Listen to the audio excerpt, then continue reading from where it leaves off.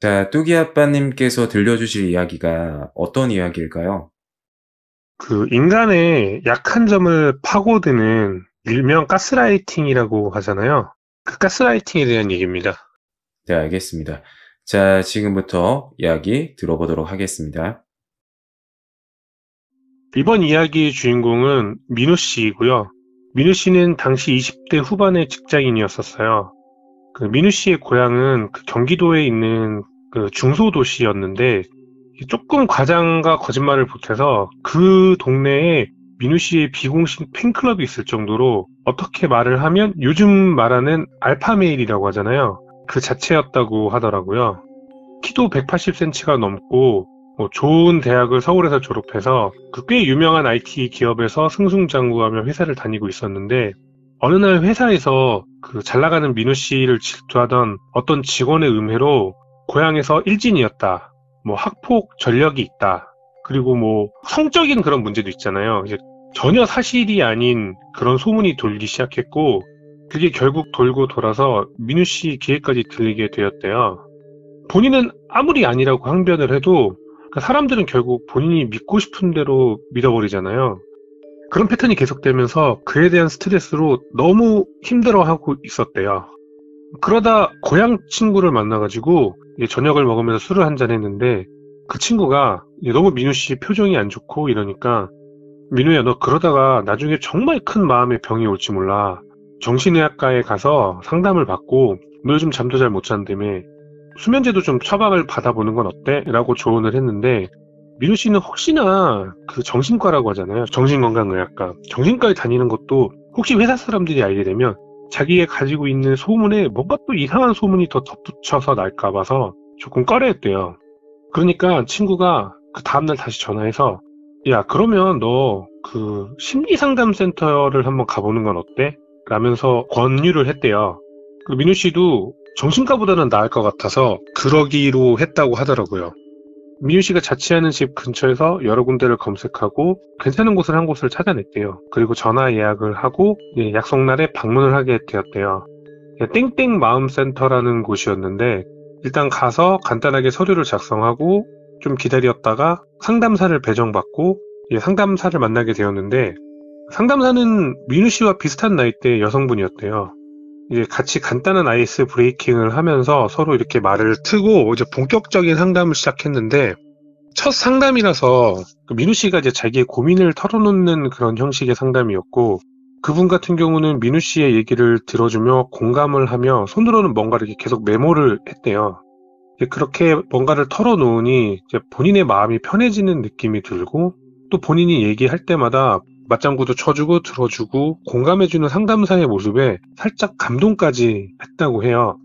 첫 상담이 끝나고 이제 그 상담센터 프로그램에 대해 설명을 들었는데 5회 상담, 10회 상담 등등이 있다고 했고 민우 씨도 처음에는 5회만 해보려고 하다가 상담사 분이 너무 잘하시는 것 같고 이래서 10회를 결정을 하고 결제를 했대요.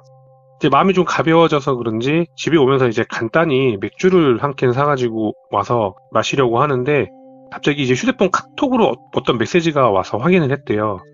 모르는 사람한테 온 메시지였는데 읽어보니 안녕하세요. 민우 씨, 저 아까 상담했던 상담사 박지영이에요.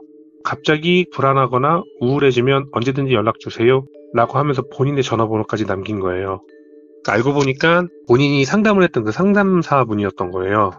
당시 민우 씨는 참 고마운 사람이구나라고 생각했는데 사실 그건 모두 박지영이라는 사람이 처음 민우 씨를 보고 민우 씨의 외모나 스펙 그런 게 자기 이상형에 가까워 개인적인 호감으로 한 행동이었던 거였어요.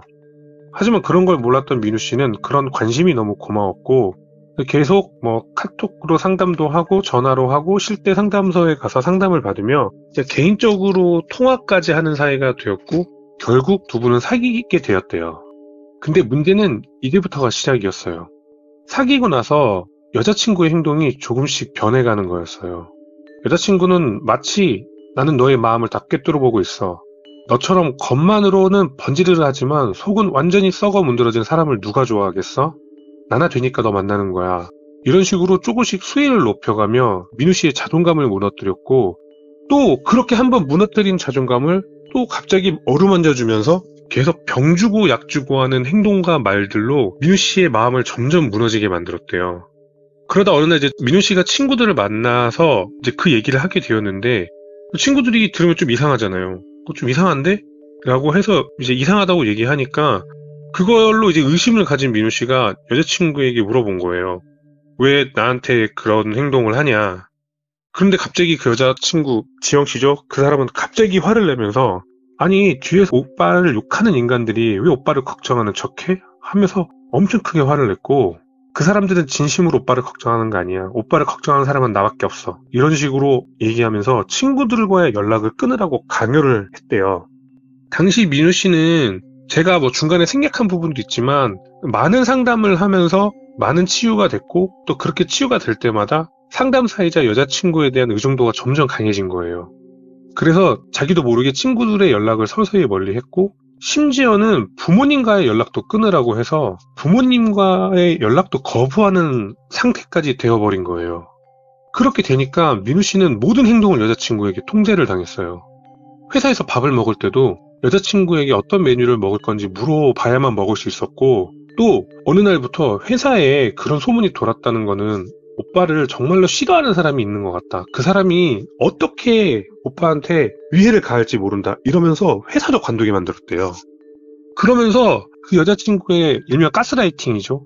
계속 도가 넘치면서 계속 그 선을 점점 크게 넘는 거예요.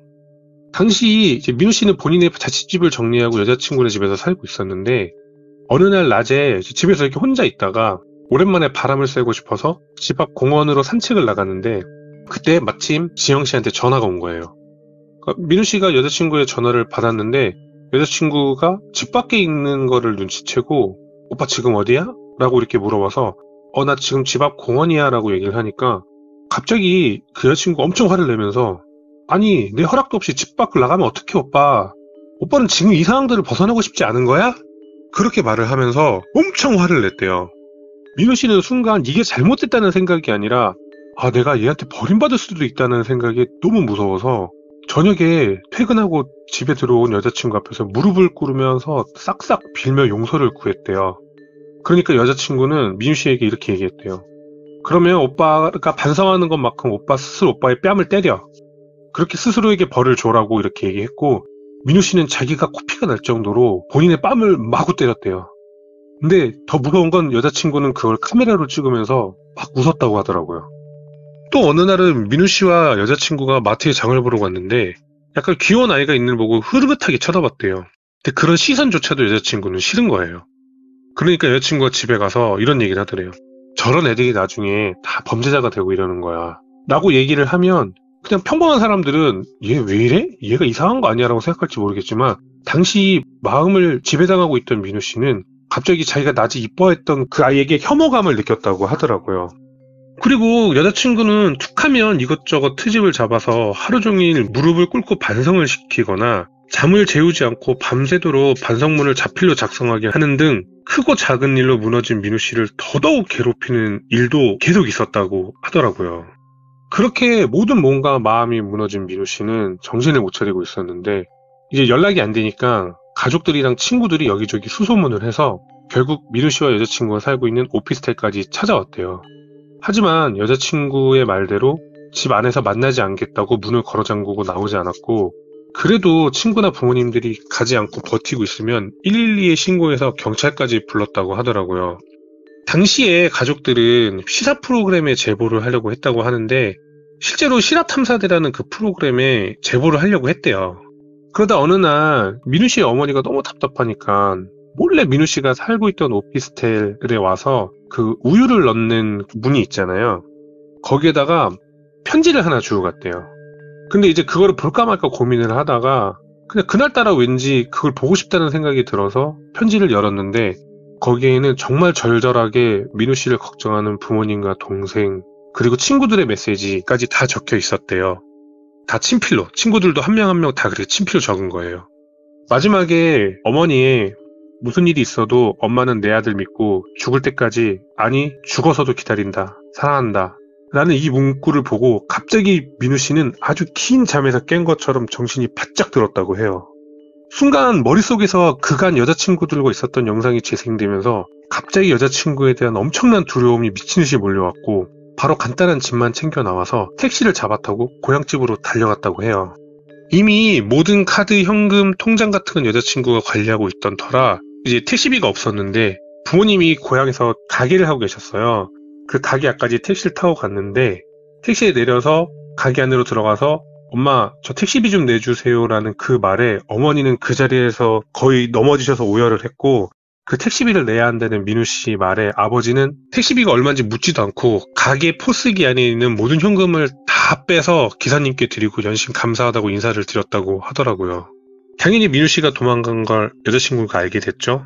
그랬는데 이제 민우 씨가 도망간 걸 알게 된 여자친구는 계속 민우 씨에게 전화, 카톡, 메시지 등등 연락을 시도했지만 민우 씨는 전부 차단을 했고 혹시나 민우 씨의 집으로 찾아올까봐 민우 씨는 부모님과의 상담 끝에 정신병원에 입원을 했대요. 그리고 부모님은 민우 씨한테 들은 여자친구의 직장을 알아내서 찾아갔대요. 그래서 부모님이 직접 그 여자한테 따졌는데 그 여자친구죠. 그 여자는 너무 당당한 태도로 당신 아들이 날 사랑해서 나한테 의지한 건데 왜 나한테 그러냐. 그리고 당신 아들은 내가 필요하다. 지금 당장 오빠가 어디 있는지 말해라. 그 사람은 나 없으면 죽는다. 오히려 부모님에게 윽박을 질렀고 그래도 그 사람은 절 언젠가 찾아올 거예요. 왜냐면 오빠를 정말 인간적으로 대한 건 이 세상에 저 한 명뿐이니까요. 라고 말하면서 그 자리를 박차고 나갔다고 해요. 그리고 민우 씨는 작은아버지가 사업을 하고 있는 베트남으로 떠났고요. 그 여자친구는 계속 민우 씨한테 만남을 시도했지만 거부하니까 너 때문에 내가 이렇게 된 거야 라는 문장으로 가득 찬 메모만을 남기고 스스로 극단적인 선택을 했다고 해요. 그녀의 죽음이 동정을 받을 수 없는 게 저 메모를 직접 적어서 사진을 찍어 민우 씨 부모님에게 전송을 하고 나는 죽어서도 당신 아들을 포기 못한다라는 그런 동영상 메시지도 찍어서 부모님한테 전달하고 그 후에 바로 극단적인 선택을 했다고 하더라고요. 제가 늘 어떤 이야기를 하면 뭐 제 생각이나 이 얘기를 하게 됐는지에 대해서 간단하게 코멘트를 하는데 이번에는 그냥 아무 말도 하지 않겠습니다. 네, 잘 들었습니다. 역시나 진짜 공포는 귀신보다 사람인 것 같다는 생각이 다시 한번 들었고요. 가스라이팅 같은 경우는 빠져나오기가 쉽지 않았을 텐데, 그래도 현재는 잘 지낸다고 하시니까 정말 너무나 다행입니다. 자, 지금까지 괴들남이었고요. 끝까지 시청해주신 여러분, 감사합니다.